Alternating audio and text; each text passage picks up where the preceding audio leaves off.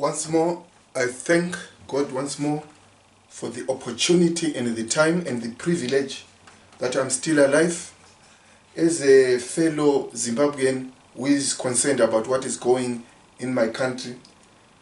I just decided also to put my input in the struggle for a free and fair Zimbabwe. One thing I have to put very clear is that I am a Christian and I will be talking about politics. Yes, you heard me very well. What I will be talking about is politically inclined.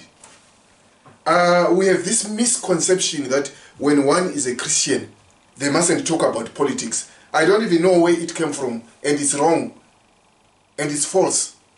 So now, I want you to know that in the Bible, there's a man called Joseph. He was the prime minister of Egypt.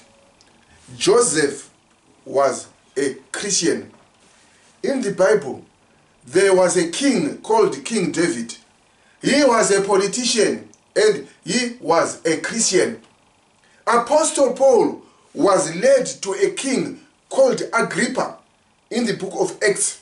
And Agrippa was preached to Paul because Paul was a Christian. He preached to King Agrippa as a Christian. He was brought before a king. So I want you to know that this notion or this attitude that when one is a Christian, they mustn't talk about politics. We must throw it in the dustbin. We must just burn it away because it's not true. So now as a Christian, I speak on a platform of truth and honesty. I am not saying this because I want money or because I want to be the prime minister or the president. I don't qualify to be the president of Zimbabwe. What I am just saying is I put my opinions, my honest opinions in front. So now, we saw these past 2 weeks, the mayhem in Zimbabwe, the dictatorship, the junta, what they did in our country, how people were killed, how people were massacred. And it all happened because in the world, there is lawlessness. I didn't say in Zimbabwe. I said in the world, there is lawlessness. Let me try to explain what I'm talking about. There is a body which is called the UN in America, the United Nations. This body is supposed to be solving issues like Zimbabwe, issues like the terrorism which is in northern Nigeria, issues like the slave trade which is in Libya, issues like the hunger in Africa and the lawlessness in the DRC. But do you know what? They are quiet. They've zipped their mouths. Do you know why? The UN is the problem we have in the world today. I want you to know MDC guys, Nelson Chamisa, Tendai Biti, all the politicians who are serving the Zimbabweans in a free and fair attitude. You are wasting your time if you go to the UN. Let me explain why I'm saying this. I will repeat. It will be a waste of time for you to go and report what is happening in Zimbabwe to the UN. Because Mnangagwa and UN are one thing. I will explain why I am saying this. Let me just take you some few years back so that maybe you can understand. The UN body is supposed to be solving the problems of the world if it was fit for purpose. But it's not. It has got an agenda, and part of the agenda is exactly what is happening in Zimbabwe. And what is happening in Zimbabwe, the UN silently, they are clapping their hands, they are saying, purpose achieved. Why? I take you back as I said. This is the body which allowed Robert Mugabe to address it. So do you think when Mugabe was addressing the UN and people were clapping their hands, do you think their interest is in solving the Zimbabwean problem? It's just a simple question. Logic. Mugabe comes to the UN, he addresses the UN and everyone is clapping hands. And we Zimbabweans, we are saying Mugabe is a dictator. And we want to report Mugabe to the UN, and the UN is clapping hands for Mugabe. Don't you see that there's something wrong? Don't you see that? So now let me try to explain why I'm saying this. In Africa, there is only one place where the UN has acted decisively. Do you know where it is? The Ivory Coast in 2009, 2010. Do you know what happened? There are two politicians who were fighting in Zimbabwe. Exactly the scenario we are finding in Zimbabwe today. And in Ivory Coast, there were two parties. I don't know the names of the parties, but I know the leaders. There was a guy called Gabo and another one called Satara or Katara. The names are just funny. So these guys were fighting. And Katara and Gabo were contesting in an election.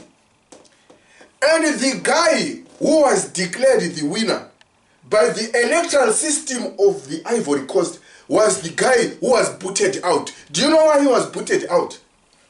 Because the UN did not want him.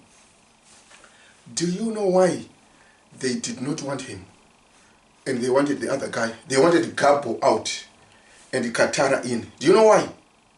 Because Katara is a Muslim and Gabo is a Christian. So the agenda of the UN is in this fashion. If Nelson Chamisa was a Muslim, he would have ruled long time. Even Morgan Shangirai, they would have taken Zimbabwe a long time ago, because the UN was going to facilitate a scenario where Mugabe is booted out. But the UN does not work like that. Do you think when they are seeing slave traders in Libya, they are blind to the plight of Africans who are being sold as slaves? Do you know who is selling those slaves? Arabs. Do you know who is controlling the UN today? You know what I will say, it might shock you, but I will tell you the truth.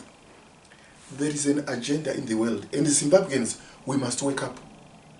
If we think that the UN is going to solve our problems, we are just deceiving ourselves. Let me show you another incident. A month or so before the Zimbabwean elections, a man comes to Zimbabwe leading the UN delegation. They called it the Council of Elders. And you know this Ghanaian man who died. And his name is Kofi Annan. We know Kofi Annan. He comes to Zimbabwe leading a delegation. And this delegation saw the elections. And they saw exactly what happened. The rigging machinery.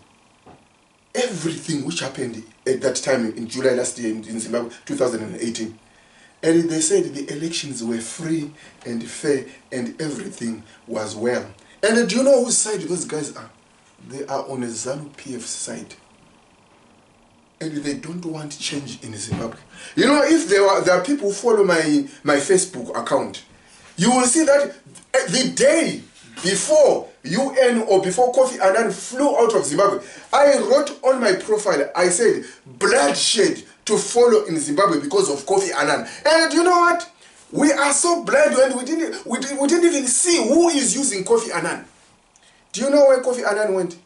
He went to Serbia. After he left, there was bloodshed. He went to Iran, or to Iraq. After he left, there was bloodshed. He went to Syria. After he left, there was bloodshed. He went to Kenya before, you know the hackings in Kenya. Is it 2008? I'm not sure the year. After he left, there was bloodshed. You know why? When Kofi Annan went to a place, his agenda was not to put democracy into play. His agenda was to prop up a government the UN wants. So now, when you look at the UN today and you look at Zimbabwe, think if the UN was fit for purpose, Zimbabwe would be the first in the agenda. And they should have done it long back, 1995-94. They should have solved the issue of Zimbabwe. But why? They want Zanu PF to continue to be in power. They want our brothers in northern Nigeria to continue killing each other, and they don't care. Let me just divert and go out of topic. There are some of you who knew CNN, BBC, Sky News. If you are watching CNN, you are watching BBC, and you are watching Sky News, and you think you are being told about what is happening in the world, then you are living in a world of deceit. CNN is no longer the CNN you know. If you are just honest with yourself, give it a try. Watch CNN for 24 hours and see what they are showing. Everything they are showing is related to Islam, to the Arab world. Why? The agenda is about promoting the Islamic agenda. The BBC you knew reporting about Mugabe is no longer the BBC now. Why? Britain is gone. And our eyes are closed. Let me even just tell you, let me even go further by diverting. Look at the stadiums of football in England. Whose names are they taking? Emirates, Etihad. Thank you.